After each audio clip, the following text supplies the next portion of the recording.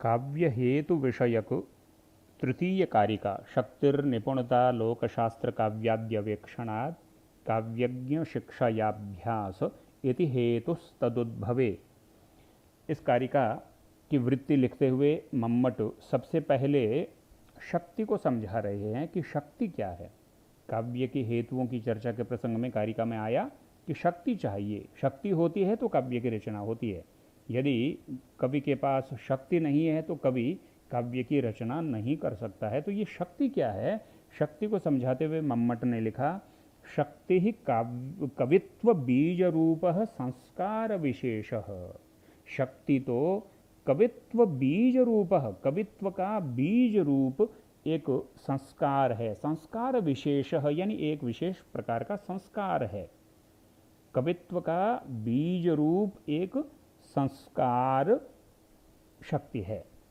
कवित्व का बीज रूप यानी कवित्व का मूल रूप, कवित्व का सूक्ष्म रूप जो है वही शक्ति है। यानी कवि में यदि कवित्व का संस्कार नहीं होगा तो कवि कविता नहीं कर पाएगा, क्योंकि संस्कार जो है वह कविता का बीज है। विना बीजम कुत्रापि वृक्षस्य उत्पत्तिर्भवति वा। बिना बीज के जैसे वृक्ष का अंकुरण नहीं हो सकता है, महान वृक्ष, विशाल वृक्ष खड़ा नहीं हो सकता है। हाँ, बीज चाहे जितना सूक्ष्म हो, लेकिन यदि बीज है तो उससे विशाल वृक्ष भी उत्पन्न हो जाया करता है। उसी तरह से अगर कविता का बीज किसी कवि में है तो वह कवि बनने की संभावना रखता है वह व्यक्ति। और ये बीज क्या है, ये एक विशेष प्रकार का संस्कार है जो कि जन्म जन्मांतर से लेकर के आता है जीव अपने साथ। तो शक्ति कवित्व का बीज रूप एक विशेष प्रकार का संस्कार है। याम विना, जिसके बिना काव्यम न प्रसरेत। अब इस शक्ति के विषय में आगे बता रहे हैं मम्मट कि याम विना, ये शक्ति वो तत्व है, ये शक्ति वो चीज है, याम विना यानी जिसके बिना काव्यम न प्रसरेत, काव्य प्रसृत ही नहीं होता है, काव्य चलता ही नहीं है, काव्य निकलता ही नहीं है, काव्य बनता ही नहीं है। शक्ति वह तत्व है जिस शक्ति के बिना काव्य की उत्पत्ति होती ही नहीं है, काव्य का प्रसरण होता ही नहीं है।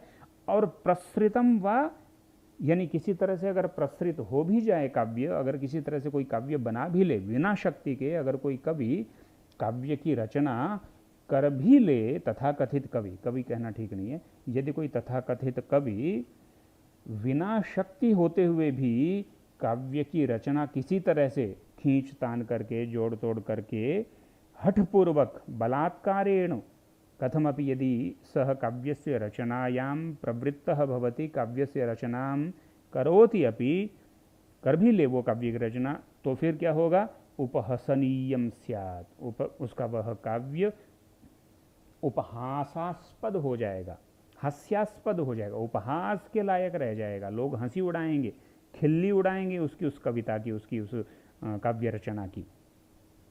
यह शक्ति का महत्व है। मम्मट यहाँ जिसे शक्ति कह रहे हैं, काव्यशास्त्र के अनेक आचार्यों ने उसके लिए प्रतिभा शब्द का प्रयोग किया है, और यह प्रतिभा काव्य की रचना के लिए अत्यंत आवश्यक है, इसमें कोई संदेह नहीं है। मम्मट ने उस प्रतिभा के लिए ही शक्ति शब्द का प्रयोग कर दिया, इतना ही विशेष है। हाँ, तो शक्ति को समझ गए। शक्ति ही कवित्व बीज रूप संस्कार विशेष। शक्ति एक विशेष प्रकार का संस्कार है जो कवित्व का, जो कविताई का, जो काव्य रचना का एक प्रकार का बीज है, बीज रूप है, यानी एक मूल रूप है उसका, कविता का, जिसके बिना, जिस शक्ति के बिना, जिस प्रतिभा के बिना काव्य की रचना हो ही नहीं सकती है। और यदि हठपूर्वक कोई काव्य की रचना करने का प्रयास भी कर ले तो वो हास्यास्पद होता है, लोक में उसकी हंसी होती है। अब दूसरा तत्व काव्य के हेतु के रूप में मम्मट ने जो बताया वह क्या था, निपुणता। और निपुणता कहाँ से मिलती है, इसके लिए संक्षेप में कारिका में इतना सा लिख दिया था, लोक शास्त्र काव्य आदि अवेक्षणात् निपुणता। लोक के अवेक्षण से, शास्त्र से अवेक्षणात्, शास्त्र के अवेक्षण से, और काव्यादि अवेक्षणात्, काव्य इत्यादियों के अवेक्षण से जो निपुणता मिलती है वह निपुणता काव्य रचना के लिए कवि को अपेक्षित होती है, कवि के लिए आवश्यक होती है, ज़रूरी होती है। अब इसको विस्तार से थोड़ा समझा रही है। जो लोक शास्त्र काव्याद्यवेक्षणात् निपुणता ऐसा लिखा ऊपर कारिका में, उसी को नीचे वृत्ति में विस्तार से समझा रहे हैं जरा मम्मट। लोक को पहले समझा रहे हैं, लोक से, लोक के अवेक्षण से मिलने वाली निपुणता। तो यहाँ लोक से क्या तात्पर्य है, तो कहा लोकस्य अर्थात स्थावर जंगमात्मकस्य लोकवृत्तस्य। लोक शब्द का तात्पर्य मम्मट का है कि स्थावर जंगमात्मक जो लोक है उस लोक का वृत्त, लोक का वृत्त माने लोक का व्यवहार। लोक शब्द से तात्पर्य यहाँ संसार है। संसार कौन सा, कैसा संसार, तो कहा दोनों प्रकार का संसार, दोनों प्रकार का लोक, स्थावर और जंगम, दो प्रकार का है ना संसार। एक तो स्थावर, संसार में कुछ चीज़ें तो ऐसी हैं जो बिल्कुल स्टेबल हैं, स्थित रहने वाली हैं, निर्जीव हैं, नॉन लिविंग थिंग्स हैं। और दूसरी चीज़ें संसार में ऐसी हैं जो जंगम हैं, चलती फिरती हैं, जो जीवमान हैं, जीवित हैं, लिविंग थिंग्स हैं। तो लिविंग और नॉन लिविंग थिंग्स से बना हुआ यह जो जगत है, यह जो लोक है, इसको लोक कहा जा रहा है।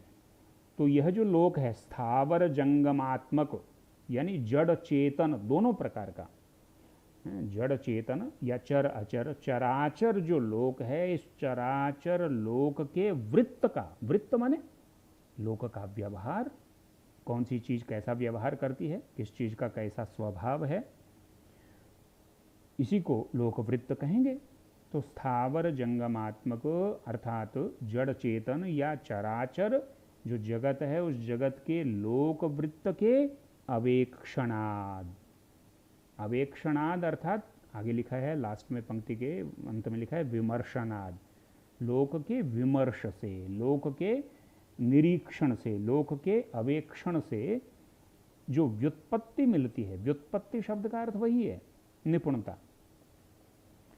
लोक के व्यवहार के, लोक व्यवहार के विमर्शन से, लोक व्यवहार के अवेक्षण से, निरीक्षण से, ऑब्जर्वेशन से जो व्युत्पत्ति यानी निपुणता कवि को हस्तगत होती है, कवि को मिलती है, वह निपुणता काव्य की रचना के लिए आवश्यक है। और कौन सी निपुणता, और कहाँ से मिलती है निपुणता? एक तो लोक के अवेक्षण यानी लोकवृत्त के अवेक्षण से मिल गई। दूसरी चीज वो जो लिखा था शास्त्र अवेक्षणात्, कारिका में लिखा था शास्त्र अवेक्षणात्, तो उसको समझा रहे हैं। शास्त्र का मतलब क्या है, तो कहा शास्त्राणाम अर्थात छंदो व्याकरण अभिधान कोश कला चतुर्वर्ग गज तुरग खड्गादि लक्षण ग्रंथानाम। शास्त्राणाम का अर्थ है लक्षण ग्रंथानाम, शास्त्रों के अवेक्षण से अर्थात लक्षण ग्रंथों के अवेक्षण से। शास्त्र कहते हैं लक्षण ग्रंथ को, लक्षण बतलाने वाले जो ग्रंथ हैं वो शास्त्र हैं सब।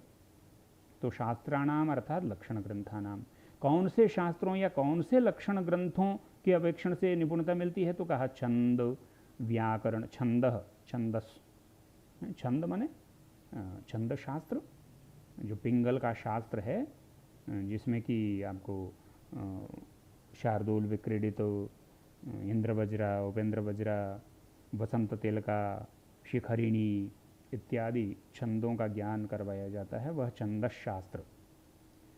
और कौन सा शास्त्र, तो व्याकरण, व्याकरण शास्त्र, पाणिन्यादि के द्वारा रचित जो शब्द शास्त्र हैं, पद शास्त्र हैं, उन्हीं को व्याकरण कहते हैं। और अभिधान कोश, अभिधान कोश का मतलब शब्दकोश मान लीजिए, शब्दकोश का जो अवेक्षण है, शब्दकोश, शब्दकोश के अवेक्षण से भी निपुणता मिलती है। छंद के अवेक्षण से भी कवि को निपुणता हस्तगत होती है। छंद तो बहुत आवश्यक है, आप जानते हैं, पद्य रचना करने के लिए यदि छंद का ज्ञान नहीं हो तो कोई कैसे पद्य की रचना करेगा। अनुष्टुप सबसे छोटा, हालांकि अनुष्टुप से भी छोटे और छंद हैं, लेकिन सामान्यतः हम रचना में अनुष्टुप को सबसे छोटा मान करके रचना किया करते हैं, क्योंकि उससे कम वर्ण वाले जो अनुष्टुप में प्रत्येक चरण में 8 वर्ण, 8 अक्षर हुआ करते हैं, तो अनुष्टुप का ही प्रयोग अधिकांश छोटे छंद जब कवि लिखता है तो अनुष्टुप का प्रयोग करता है, उससे छोटे छंद में रचनाएं कम हैं तो सही, लेकिन बहुत कम है। तो अनुष्टुप का भी ज्ञान अगर किसी को नहीं है तो कैसे वो काव्य की रचना करेगा। ऐसे ही व्याकरण शास्त्र का ज्ञान अगर नहीं है तो कैसे काव्य की रचना करेगा। व्याकरण तो भाषा के लिए चाहिए, अन्यथा उसकी भाषा सदोष हो जाएगी। ऐसे ही शब्दकोश का ज्ञान आवश्यक है कवि को, और ऐसे ही कलाओं का ज्ञान आवश्यक है। कला से तात्पर्य यहाँ साहित्य, ये संगीत नृत्य आदि कलाओं की ओर है। चतुष्षष्टि कलाएं हमारे यहाँ मानी गई हैं, 64 कलाएं, उन कलाओं का ज्ञान भी कवि को होना चाहिए। और चतुर्वर्ग आप जानते ही हैं, धर्म अर्थ काम मोक्ष, इस पुरुषार्थ चतुष्टय को चतुर्वर्ग कहा जाता है। और इस चतुर्वर्ग के अवेक्षण से, चतुर्वर्ग के ज्ञान से भी कवि को निपुणता मिलती है। और गज तुरग खड्गादि लक्षण ग्रंथ भी हैं, इनको भी पढ़ना चाहिए, इनका भी अनुशीलन करना चाहिए। गज का मतलब हाथी, तुरग यानी अश्व, हाथी अश्व, खड्ग यानी तलवार, इनके भी अपने अपने शास्त्र हैं। गजों का पूरा शास्त्र है, अश्व गज शास्त्र, जिसमें कि गजों के विषय में सारी जानकारियाँ मिलती हैं। गज कितने प्रकार के होते हैं, किस किस्म का, किस ब्रीड का जो हाथी होता है उसकी क्या विशेषताएं होती हैं, गजों के कौन कौन से रोग होते हैं, उनकी देखभाल कैसे करना, उनका निदान उपचार कैसे करना इत्यादि। बहुत ऐसे त्वर्गों के बारे में यानी अश्वों के बारे में पूरा शास्त्र है। ऐसे ही खड्ग, ये युद्ध विद्या है जिसमें खड्ग आदि के विषय में पूरी जानकारियाँ। इन सब शास्त्रों के विमर्शनाद, और एक चीज़ और बच गई, काव्य अवेक्षणाद, काव्याद्य अवेक्षणात् यानी काव्य आदि के अवेक्षण से। काव्य का मतलब क्या है तो कहा काव्यानाम च महाकवि संबंधी नाम, काव्यों के निरीक्षण से अवेक्षण से अर्थात महाकवि संबंधी जो काव्य हैं, यानी महाकवियों के द्वारा विरचित, पूर्व में विरचित जो काव्य हैं, यानी वाल्मीकि व्यास भास कालिदास आदि कवियों के द्वारा विरचित जो महाकाव्य हैं, उन काव्यों का अवेक्षण भी कवि को बहुत आवश्यक है काव्य रचना के लिए। क्योंकि कविता आप लिखने चले हैं, आप काव्य की रचना करने चले हैं, और पूर्व में जो काव्य लिखे गए हैं उनका ज्ञान आपको है ही नहीं, तो कैसे आप काव्य की रचना करेंगे। तो काव्यों का अवेक्षण, और काव्य के साथ एक आदि शब्द और लिखा है, काव्याद्य अवेक्षणात् ऊपर कारिका में। तो आदि से यहाँ क्या तात्पर्य है तो कहा आदि ग्रहणाद, आदि का जो ग्रहण किया गया है उस आदि के ग्रहण से इतिहास आदि नाम, इतिहास आदि का बोध होता है। इतिहास आदि की ओर संकेत हो रहा है, यानी इतिहास आदि जो बच गए, इतिहास पुराण आदि, उनके भी विमर्शनाद, उनके विमर्श से, उनके अनुशीलन से, उनके अवेक्षण से व्युत्पत्ति मिलती है, और वह व्युत्पत्ति भी काव्य का हेतु है। यानी कुल मिलाकर के लोक, स्थावर जंगमात्मक जो लोक है, उस लोक के व्यवहार से प्राप्त होने वाली व्युत्पत्ति, शास्त्रों के अवेक्षण से प्राप्त होने वाली व्युत्पत्ति अर्थात छंद व्याकरण शब्दकोश कला पुरुषार्थ चतुष्टय गज तुर्ग खड्ग आदि जो लक्षण ग्रंथ हैं, उन लक्षण ग्रंथों के अनुशीलन से, उनके विमर्श से प्राप्त होने वाली व्युत्पत्ति, और काव्यों के अवेक्षण से प्राप्त होने वाली व्युत्पत्ति अर्थात व्यास भास कालिदास आदि जो महाकवि हुए हैं, उन महाकवियों के यशस्वी कवियों के काव्यों को पढ़ने से प्राप्त होने वाली व्युत्पत्ति, और आदि शब्द से तात्पर्य इतिहास आदि के विमर्श से प्राप्त होने वाली व्युत्पत्ति, यह व्युत्पत्ति भी काव्य का हेतु है। और तीसरी चीज कारिका में बताई थी अभ्यास, और अभ्यास के लिए इतना लिख दिया था काव्यज्ञ शिक्षा या अभ्यास, काव्यज्ञों की शिक्षा के अनुसार अभ्यास। अब यहाँ काव्यज्ञों की शिक्षा के अनुसार अभ्यास का क्या अर्थ है तो नीचे वृत्ति में विस्तार से समझा रहे हैं।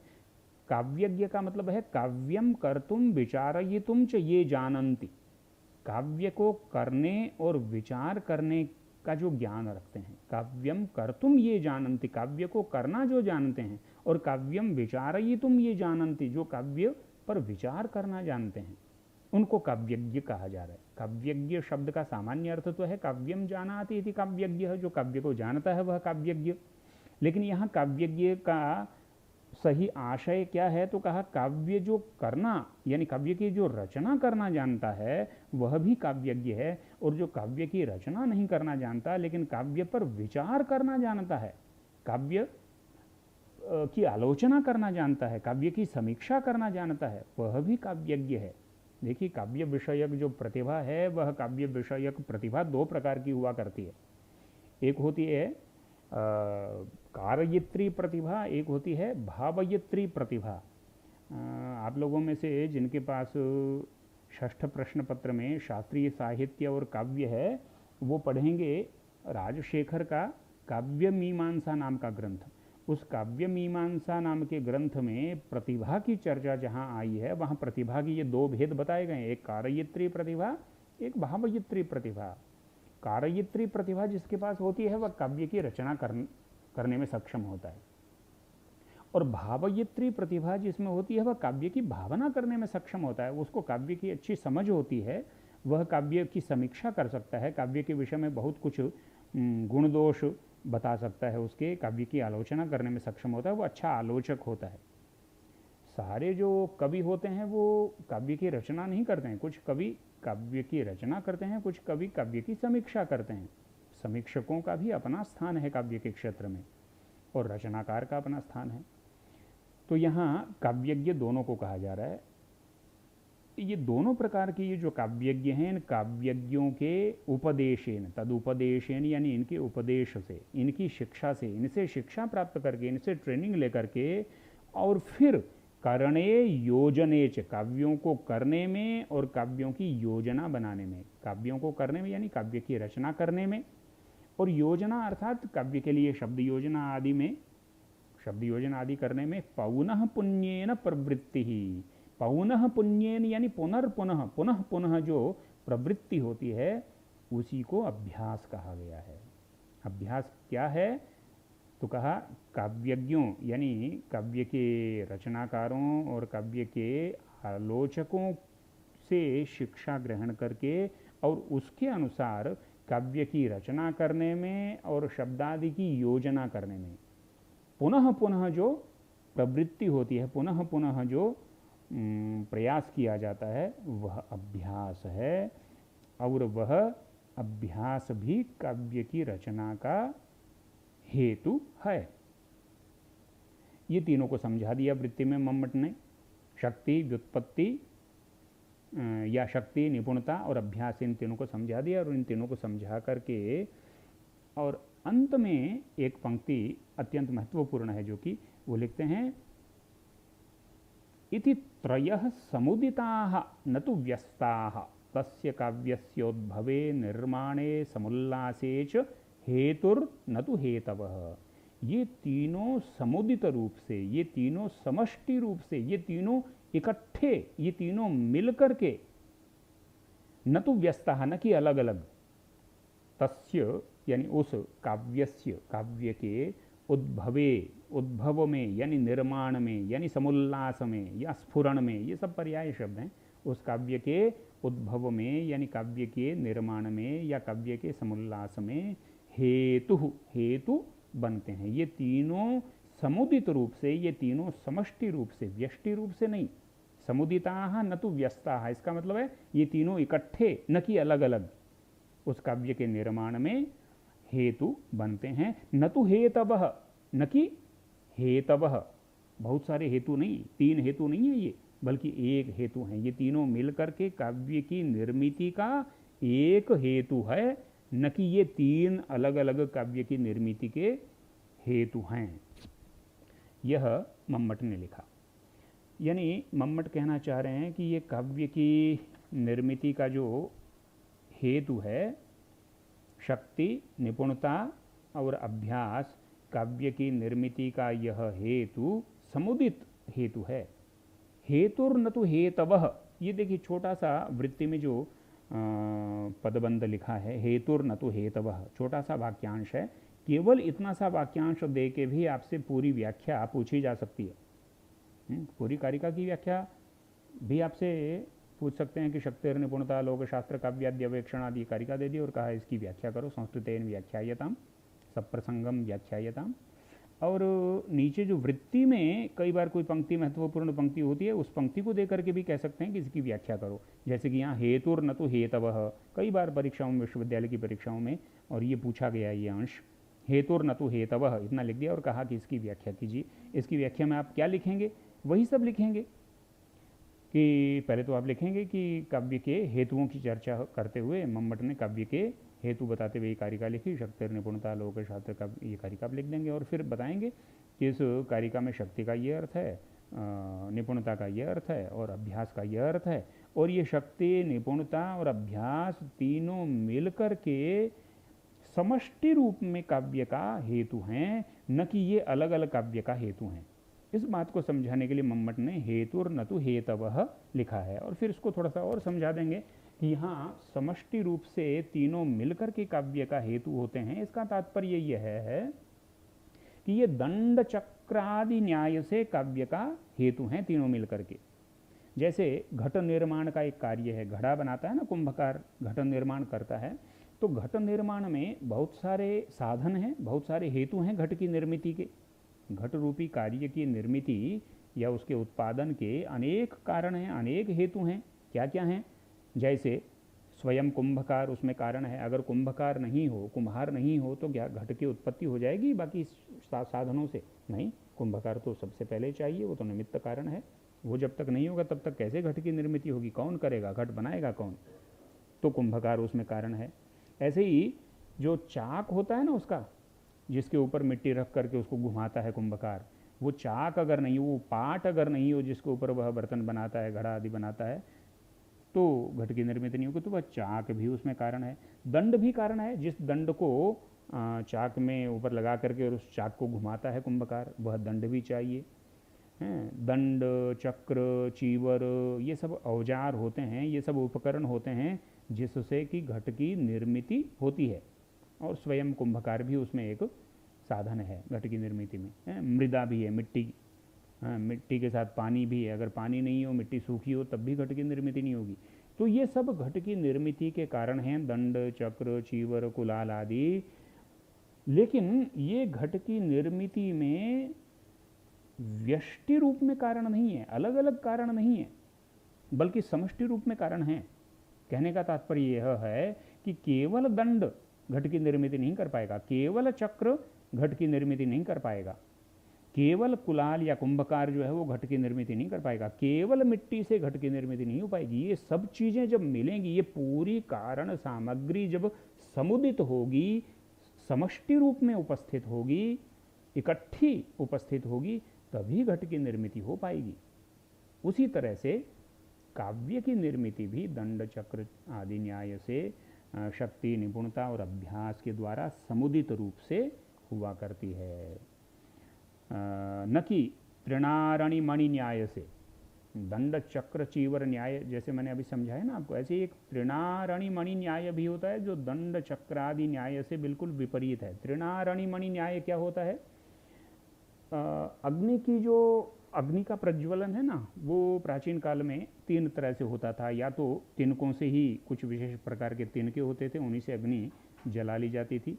या अरणि, एक विशेष प्रकार का काष्ठ होता था, उसको रगड़ने से अग्नि की उत्पत्ति हो जाया करती थी। या मणि, एक सूर्यकांत मणि होता है, एक स्टोन होता है, पत्थर होता है, उस पत्थर से भी अग्नि की निर्मिति कर ली जाती थी। तो तृण, अरणि और मणि ये अग्नि की उत्पत्ति में कारण है ना, कारण है। लेकिन ये समष्टि रूप से कारण है या व्यष्टि रूप से कारण है? यानी ये तीनों, तृण, अरणि, मणि तीनों मिलेंगे तब अग्नि की उत्पत्ति होगी, या इनमें से तीनों में से प्रत्येक स्वतंत्र रूप से अग्नि की उत्पत्ति करने में समर्थ है? तो इनमें से प्रत्येक जो है वो स्वतंत्र रूप से अग्नि पैदा करने में समर्थ है। तो ये व्यष्टि रूप में अग्नि की उत्पत्ति के कारण हुए। और दंड, चक्र आदि जो हैं वो व्यष्टि रूप में नहीं बल्कि समष्टि रूप में घट की उत्पत्ति में कारण है। काव्य की उत्पत्ति में कौन कौन से कारण हैं? शक्ति, निपुणता और अभ्यास। ये शक्ति, निपुणता और अभ्यास जो हैं ये काव्य की निर्मिति में त्रिणारणी मणि न्याय से कारण है या दंड, चक्र, चीवर आदि न्याय से कारण है? तो आप कहेंगे दंड चक्र चीवर आदि न्याय से ये घट की निर्मिति में कारण है शक्ति, निपुणता और अभ्यास। बस इसी बात को मम्मट ने हेतुर न तो हेतवः इस संक्षिप्त से वाक्यांश से समझा दिया है कि काव्य की निर्मिति में ये शक्ति, निपुणता और अभ्यास तीनों अलग अलग हेतु नहीं है, स्वतंत्र रूप से व्यस्त रूप में हेतु नहीं है, बल्कि ये समस्त रूप में काव्य की निर्मिति में हेतु हैं, समुदित रूप में काव्य की निर्मिति में हेतु हैं, समष्टि रूप से ये काव्य की निर्मिति करने में समर्थ होते हैं। काव्य हेतु विषयक अपने प्रतिपादन में आचार्य मम्मट ने सर्वाधिक महत्व शक्ति को दिया है और इसीलिए काव्य हेतु विषयक अपनी कारिका के प्रारंभ में शक्ति का ही उल्लेख किया है। शक्तिर निपुणता, निपुणता का दूसरे नंबर पे और फिर अभ्यास का तीसरे क्रम में उन्होंने उल्लेख किया है। और ये बात सही भी है कि शक्ति, जिसे अन्य आचार्यों ने प्रतिभा नाम दिया है, उस प्रतिभा के बिना काव्य की रचना असंभव है। सामान्यतः भी हम देखते हैं कि ये माना जाता है, आधुनिक काव्यशास्त्र में भी, आधुनिक साहित्य जगत में भी यही माना जाता है कि जिसके पास प्रतिभा नहीं है वह कवि हो ही नहीं सकता है। और प्रतिभा जो होती है वह जन्मजात होती है। प्रतिभा यह अभ्यास से नहीं आती है, प्रतिभा तो जन्म से होती ही है। इसलिए प्रतिभा को एक संस्कार विशेष कहा है मम्मट ने। अंग्रेजी में एक कहा जाता है कि poets are born not made, यानी कवयः जायन्ते नोत्पाद्यन्ते। कवि जो होते हैं ना, कवि जन्मते हैं, कवियों का उत्पादन नहीं होता है, कोई फैक्ट्रीज नहीं होती है जहाँ से कवि बना करके और निकाला जा सके किसी को। और प्रतिभा का यह या शक्ति का यह जो महत्व है यह सर्वत्र माना गया है। मुझे एक कारिका ध्यान में आ रही है, संभवतः वह अग्नि पुराण की हो। उसमें ये कहा गया है, देखिए कितना सुंदर उसमें शक्ति का निरूपण है। सबसे पहले कहा कि नरत्वम दुर्लभम लोके, लोक में मनुष्य जीवन की प्राप्ति ही मुश्किल काम है। सबसे पहले तो मनुष्य का जन्म दुर्लभ है। नरत्वम दुर्लभम लोके, बड़े भाग मानुष तन पावा इत्यादि कह दिया है आचार्य ये तुलसीदास जी वगैरह ने भी। तो नरत्वम दुर्लभम लोके, लोक में नरत्व दुर्लभ है, विद्या तत्र सुदुर्लभा। आगे कहा कि विद्या उसमें भी दुर्लभ है, यानी मनुष्य जन्म दुर्लभ है, मनुष्य जन्म मिल भी जाए तो विद्या मिलना अत्यंत दुर्लभ है। विद्या का अवसर सबको नहीं मिलता है, विद्या सबको सुलभ नहीं होती है। और कवित्वम दुर्लभम तत्र, उसमें भी कवित्व और अधिक मुश्किल है, कवि हो जाना और अधिक दुर्लभ चीज है। नरत्वम दुर्लभम लोके विद्या तत्र सुदुर्लभा, कवित्वम दुर्लभम तत्र शक्तिस्तत्र सुदुर्लभा। अंत में कहा कि शक्ति तो और भी दुर्लभ है, यानी मनुष्य होना मुश्किल है, मनुष्य कोई हो जाए, मनुष्य जन्म ले ले तो उसे विद्या की प्राप्ति दुर्लभ है। कोई विद्यावान भी हो जाए तो कवि होना मुश्किल है, और कोई कवि भी बन जाए तो शक्ति यह अत्यंत दुर्लभ है, यानी शक्तिमान कवि का होना यह बहुत दुर्लभ घटना है। हर कोई शक्तिमान कवि नहीं हुआ करता है, हर कोई यशस्वी कवि कालिदास जैसा नहीं हुआ करता है। तो प्रतिभा का ये महत्व तो सर्वत्र स्वीकृत है, इसमें कोई संदेह नहीं है। पर प्रश्न यह उठता है कि आचार्य मम्मट ने अपनी काव्य हेतु विषयक कारिका में प्रतिभा शब्द का प्रयोग न करके शक्ति शब्द का ही प्रयोग किया है। शक्तिर निपुणता लोकशास्त्र काव्याद्यवेक्षणात् इत्यादि। और उसके पश्चात नीचे संस्कृत वृत्ति में भी आचार्य मम्मट ने कहीं भी प्रतिभा शब्द का प्रयोग नहीं किया है, वहाँ भी शक्ति शब्द से ही उसको कहा है। और शक्ति ही कवित्व बीज रूपः संस्कार विशेषः, इस तरह से उस शक्ति को समझाया है। शक्ति को समझाते हुए पदांतर का प्रयोग, किसी अन्य शब्द का प्रयोग आचार्य मम्मट ने नहीं किया है। तो फिर हम कैसे कह सकते हैं कि आचार्य मम्मट का तात्पर्य प्रतिभा से ही है? जब वो शक्ति कह रहे हैं तो वो प्रतिभा के विषय में ही कह रहे हैं। तो इस विषय में ये हम कह सकते हैं कि मम्मट ने शक्ति का जिस रूप में प्रयोग किया है और जो ये कहा है कि शक्ति तो एक संस्कार का नाम है, एक विशेष प्रकार का संस्कार है, जन्म जन्मांतर से आता हुआ संस्कार, जो कि काव्य का सूक्ष्म रूप है, जो कि काव्य का बीज है, कवित्व का बीज है। और ये शक्ति वो चीज़ है जिसके बिना कविता निकल ही नहीं सकती है। और अगर कविता निकल जाए किसी के मुख से, ज़बरदस्ती अगर कोई कवि बनने की कोशिश करे, तो फिर वो उपहास का पात्र बनता है। यह जो वर्णन शक्ति का मम्मट कर रहे हैं, इस वर्णन से, इस वर्णन शैली से, और यह मालूम होता है कि आचार्य मम्मट का तात्पर्य प्रतिभा से ही है, शक्ति से तात्पर्य उनका प्रतिभा से ही है। और केवल इतना ही नहीं, बल्कि आचार्य मम्मट से पूर्व की परंपरा को भी देखें। आचार्य मम्मट जिस परंपरा का अनुसरण कर रहे हैं, जिस ध्वनिवादी आचार्यों की परंपरा में वो आते हैं, उस परंपरा में भी काव्य हेतुओं में प्रतिभा का अत्यंत महत्वपूर्ण स्थान है। और आचार्य आनंदवर्धन और अभिनव गुप्त इत्यादि जो ध्वनिवादी आचार्य हैं, उन्होंने भी शक्ति और प्रतिभा में एक रूपता स्वीकार की है। आचार्य अभिनव गुप्त ने एक टीका लिखी, आनंदवर्धन के ध्वन्यालोक पर उनकी टीका है। टीका का नाम है ध्वन्यालोक लोचन। ध्वन्यालोक लोचन में आचार्य अभिनव गुप्त ने शक्ति और प्रतिभा की एक रूपता को स्थापित करते हुए स्पष्ट लिखा है कि शक्ति ही प्रतिभानम वर्णनीय वस्तु विषय नूतनोल्लेखशालित्वम। शक्ति क्या है? तो कहा शक्ति ही प्रतिभानम, शक्ति प्रतिभा ही है।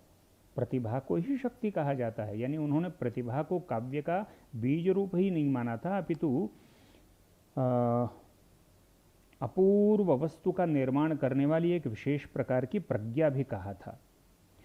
और ऐसी प्रज्ञा को सर्वदा, ऐसी प्रज्ञा जो होती है वह सर्वदा नूतन निर्माण में समर्थ होती है, यह भी कहा था। प्रतिभा अपूर्व वस्तु निर्माण क्षमा प्रज्ञा, यानी अपूर्व वस्तु का निर्माण करने में सक्षम होती है प्रतिभा। आचार्य मम्मट का प्रतिभा विषयक जो मंतव्य है उस पर ध्वनिवाद का प्रभाव स्पष्ट है। और इसी से हम कह सकते हैं कि आचार्य मम्मट का शक्ति से तात्पर्य प्रतिभा से ही है।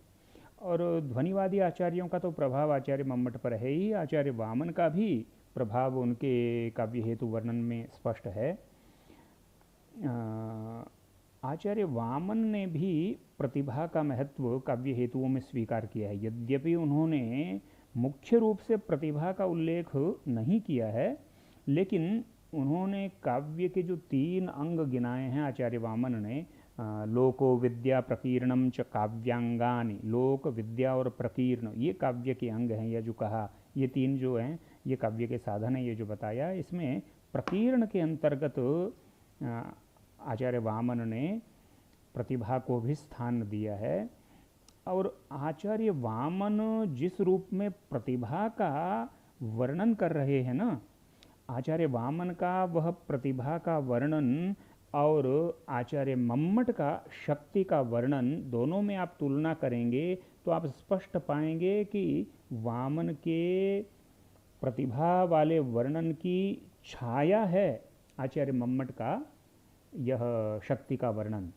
देखिए, आचार्य वामन अपने ग्रंथ काव्यालंकार सूत्र में किस तरह से प्रतिभा का वर्णन करते हैं। उन्होंने लिखा कवित्व बीजम प्रतिभानम, यानी कवित्व का बीज है प्रतिभा। और आचार्य मम्मट क्या लिख रहे हैं?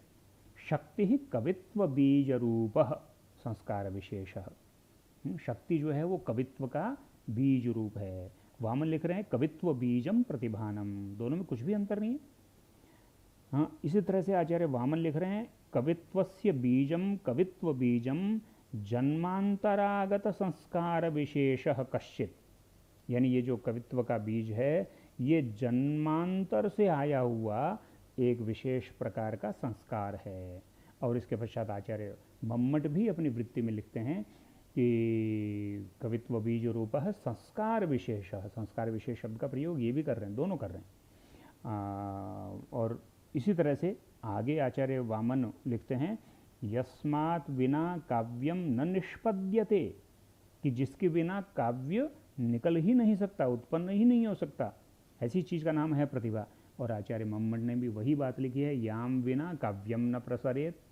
और आचार्य वामन लिखते हैं निष्पन्नम वा हास्यायतनम स्यात्, यदि निष्पन्न हो भी जाए बिना प्रतिभा के काव्य तो वो हास्यास्पद होता है। और आचार्य मम्मट भी लिख रहे हैं कि प्रसृतम वा उपहसनीयम स्यात्। तो आपने देखा किस तरह से अपने पूर्ववर्ती आचार्य वामन के काव्यालंकार सूत्र नामक ग्रंथ के प्रतिभा के वर्णन की एक तरह से डिटो कॉपी आचार्य मम्मट अपने शक्ति के वर्णन में कर रहे हैं, प्रतिभा के वर्णन में कर रहे हैं। तो इसी से स्पष्ट हो जाता है कि आचार्य मम्मट जिसे शक्ति कह रहे हैं, ध्वनिवादी आचार्यों ने उसी को प्रतिभा कहा है, आचार्य वामन ने भी उसी को प्रतिभा कहा है।